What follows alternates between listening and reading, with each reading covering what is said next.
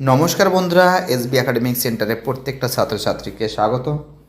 দেখতে পাচ্ছ আজকে আমি মাধ্যমিকের রায় মার্টিন প্রশ্নবিচিত্রা 2027 সালের এই প্রশ্নবিচিত্রা সলভ করেছি ভলিউম 1।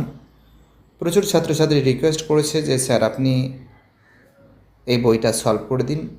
তো দেখা যাক, আজকে আমি তোমাদের ইতিহাস সলভ করাবো। তো দেখো, ইতিহাস সলভ করেছি, পেজ নম্বর 236 নম্বর পেজ। এই পেজটা সলভের জন্য প্রচুর ছাত্রছাত্রী রিকোয়েস্ট করেছে।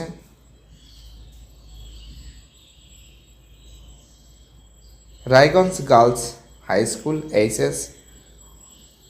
আর যারা নতুন সদস্য আছে প্লিজ চ্যানেলটাকে সাবস্ক্রাইব করো, সমস্ত বন্ধুদের মধ্যে শেয়ার করো। আর আমাদের ইউটিউবে আর একটা নতুন চ্যানেল আছে, সেটা অবশ্যই ফলো করবে, এসবি ডেইলি লাইফস্টাইল ব্লগ। তো দেখো ইউটিউবেই পেয়ে যাবে, দেখবে আমাদের এসবি একাডেমিক সেন্টার উপরে চলে যাও, দেখো ওখানে লিঙ্কটা দেওয়া আছে, অবশ্যই সাবস্ক্রাইব করবে। তাহলে বেশি কথা না বলে ফটাফট করে শুরু হয়ে যাক। Raiganj girls high school HS 1.1 প্রশ্ন। 70 বছর কার অসম্পূর্ণ আত্মজীবনী? তোমরা জানো যে বিপিনচন্দ্র পালের কিন্তু অসম্পূর্ণ আত্মজীবনী। 1.2তে চুয়াড় শব্দটির অর্থ কী তোমরা জানো? দুর্বৃত্ত ও নিচু জাত। দুর্বৃত্ত ও নিচু জাত। 1.3তে প্রথম অরণ্য আইন পাশ হয়।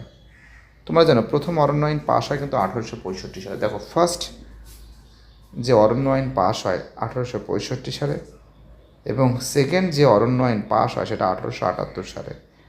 এই দ্বিতীয় অরণ্য আইনে কিন্তু সবথেকে বেশি লাভবান হয়েছিল কিন্তু ইস্ট ইন্ডিয়া কোম্পানি, মাথায় রাখবে। তার মানে এর অ্যান্সার কী হবে? 1865 সালে। পরের প্রশ্ন 1.4, ইতিহাসের জনক কাকে বলা হয়? তোমরা জানো যে ইতিহাসের জনক বলা হয় কিন্তু হেরোডোটাসকে বলা হয়। 1.5 প্রশ্ন, কলকাতা বিশ্ববিদ্যালয়ের প্রথম আচার্য কে ছিলেন? অ্যান্সার হবে লর্ড ক্যানিং। 1.6 সন্ন্যাসী বিদ্রোহের কথাটি প্রথম ব্যবহার করেন? অ্যান্সার হবে ওয়ারেন হেস্টিংস। 1.7 ঔপনিবেশিক ভারতে প্রথম পাশ্চাত্য শিক্ষা বিস্তার ঘটে। তোমরা জানো যে প্রথম পাশ্চাত্য শিক্ষার বিস্তার ঘটে কিন্তু বাংলায়। 1.8 রংপুর বিদ্রোহের নেতা কে ছিলেন? তোমরা জানো যে রংপুর বিদ্রোহের নেতা ছিলেন কিন্তু নুরুল উদ্দিন। কে ছিলেন? অ্যান্সার হবে নুরুল উদ্দিন। পরের প্রশ্ন 1.9, নীলদর্পণ নাটকটি রচনা করেন? তোমরা জানো দীনবন্ধু মিত্র। নীলদর্পণ নাটকটি কে রচনা করেন? তোমরা জানো যে নীলদর্পণ নাটকটি রচনা করেন কিন্তু দীনবন্ধু মিত্র। 1.10, ভারতের প্রথম জাতীয়তাবাদী পত্রিকাটি হলো? অ্যান্সার হবে সোমপ্রকাশ। ভারতের প্রথম জাতীয়তাবাদী পত্রিকার নাম কি? অ্যান্সার হবে সোমপ্রকাশ। তোমরা জানো যে সোমপ্রকাশ এটি দ্বারকনাথ বিদ্যাভূষণের লেখা। ঠিক আছে, চলো এবার আমি তোমাদের বিভাগ খটা সলভ করাবো, খুব সুন্দর করে অসাধারণভাবে সলভ করাবো। যারা ভিডিওটা দেখছো প্লিজ আর দেরি করবে না, ফটাফট করে চ্যানেলের সঙ্গে যুক্ত থাকো, চ্যানেলটাকে সাবস্ক্রাইব করো, সমস্ত বন্ধুদের মধ্যে শেয়ার করো, কারণ তোমাদের সাপোর্ট আমার একান্তই কাম্য। তোমাদের সাপোর্ট, তোমাদের ভালোবাসা আমার খুবই দরকার। দেখো 2.11, ছেড়ে আসা গ্রাম কী ধরনের সাহিত্য? তোমরা জানো স্মৃতিকথামূলক সাহিত্য, যার লেখক ছিল দক্ষিণারঞ্জন বসু। দক্ষিণারঞ্জন বসু খুব গুরুত্বপূর্ণ প্রশ্ন কিন্তু। 2.12, দামিনী কোহ কথার অর্থ কী? তোমরা জানো পাহাড়ের প্রান্তদেশ। আমরা জানি যে সাঁওতাল বিদ্রোহ 1855 সালে 30শে জুন হয়েছিল। ঠিক আছে, ভগ্নাডিহির মাঠে 10,000 সাঁওতাল সমাবেশ হয়েছিল এই আন্দোলনে।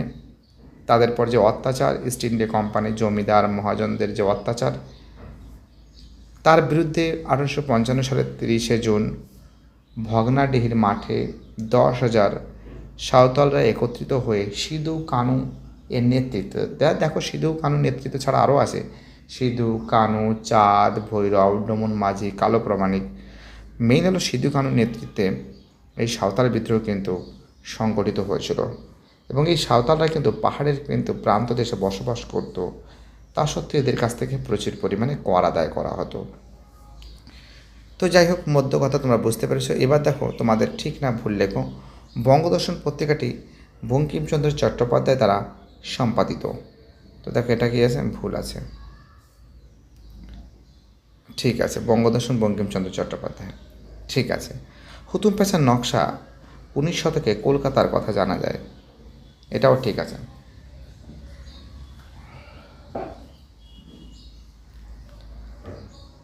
এবার দেখো তোমাদের আমি বিবৃতিগুলো সলভ করে দেবো।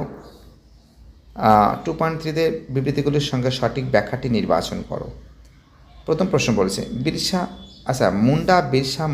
মুন্ডাকে ধরতিয়া বা বলেছেন, তোমরা জানো যে ব্যাখ্যা 3 হবে। তারা বিরসাকে তাদের পিতা বলে মনে করতো। তারা বিরসাকে কী মনে করতো? পিতা বলে মনে করতো। 2.3-তে বিবৃতি 19 শতকে বাংলার ইতিহাস ছিল নবজাগরণের যুগ। দেখা ব্যাখ্যায় হবে 1 হবে ইউরোপের শিক্ষা, রীতিনীতি ও সমাজ বাংলার মানুষেরা নব উদ্যমে জাগরিত হয়েছিল। ব্যাখ্যায় 1 হবে। ঠিক আছে, তো দেখো এগুলো কিন্তু সলভ হয়েছে। এবার আমি তোমাদের যে প্রশ্নগুলো সলভ করব বিভাগ খ। ঠিক আছে, দেখতে পাচ্ছি বিভাগ খটা কিন্তু বিভাগ গ তো খ তো সলভ হয়ে গেছে।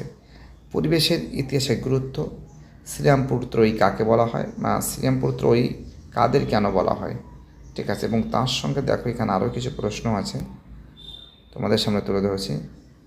মেকলে মিনিট কি, দিকু কাদের বলা হয়, সন্ন্যাসী ফকির বিদ্রোহ কবে শুরু হয়, এই বিদ্রোহের কয়েকজন নেতার নাম উল্লেখ করো। এবার দেখো বিভাগ ঘটা তোমাদের আমি পরের দিন সলভ করে দেবো, এবং বিভাগ গুমোটাও পরের দিন সলভ করে দেবো। আপাততভাবে তোমাদের বিভাগ গোয়াটা দেখাচ্ছি। ঠিক আছে, কী বলছি বুঝতে পারছো?